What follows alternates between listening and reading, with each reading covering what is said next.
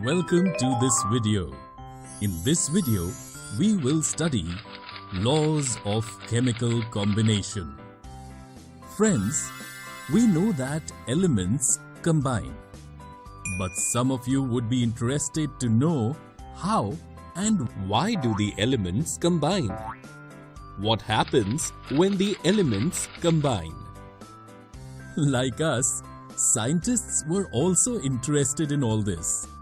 One of these scientists, Antoine Lavoisier, established two important laws of chemical combination, which provided an important foundation for chemical science.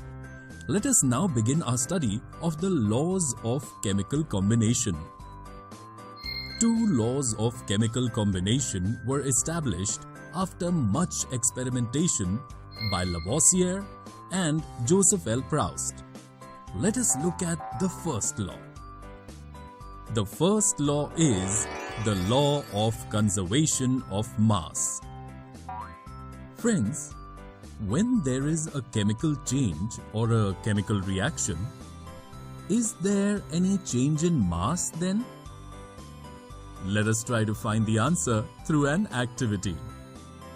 Prepare two separate solutions of 1.25 grams of copper sulfate and 1.43 grams of sodium carbonate in 10 ml of water.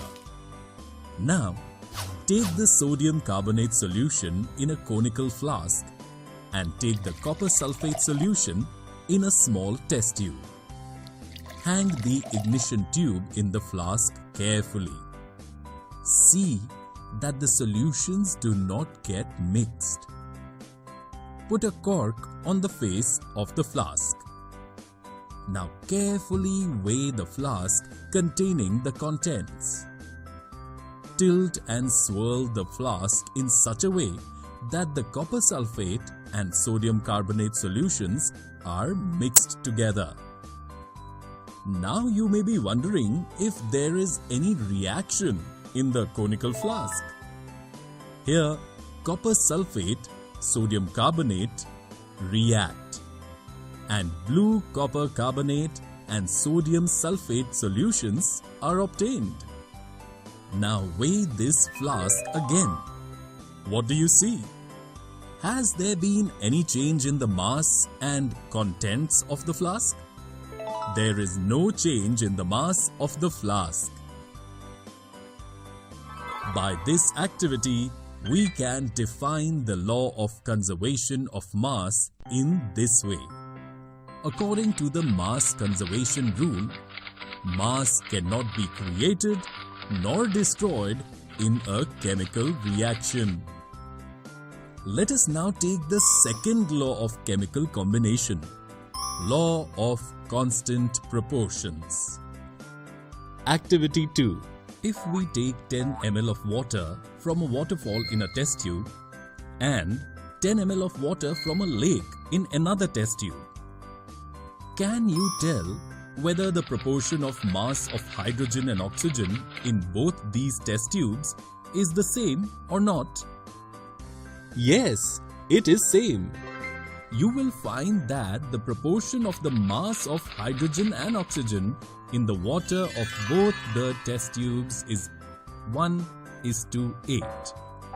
Similarly, irrespective of the source of water, you will find that the ratio of the mass of hydrogen and oxygen in water is always 1:8. Similarly, if you decompose 9 grams of water, 1 gram of hydrogen and 8 grams of oxygen will always be obtained.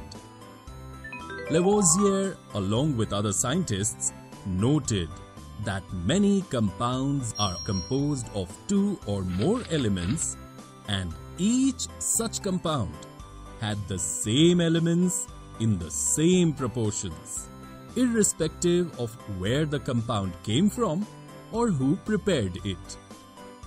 Let's take another example of this. If we take the example of ammonia, nitrogen and hydrogen are always present in the ratio 14:3 by mass, whatever the method or the source from which it is obtained. These examples explain the law of constant proportions, also known as the law of definite proportions. This law was stated by Proust as, in a chemical substance, the elements are always present in definite proportions by mass.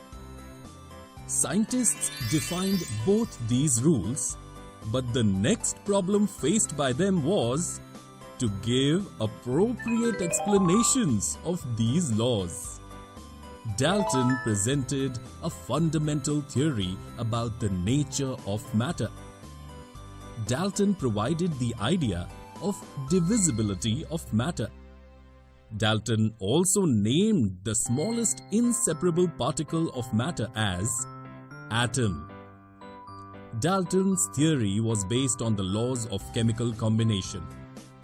Dalton's atomic theory provided an explanation of the law of conservation of mass and the law of definite proportions.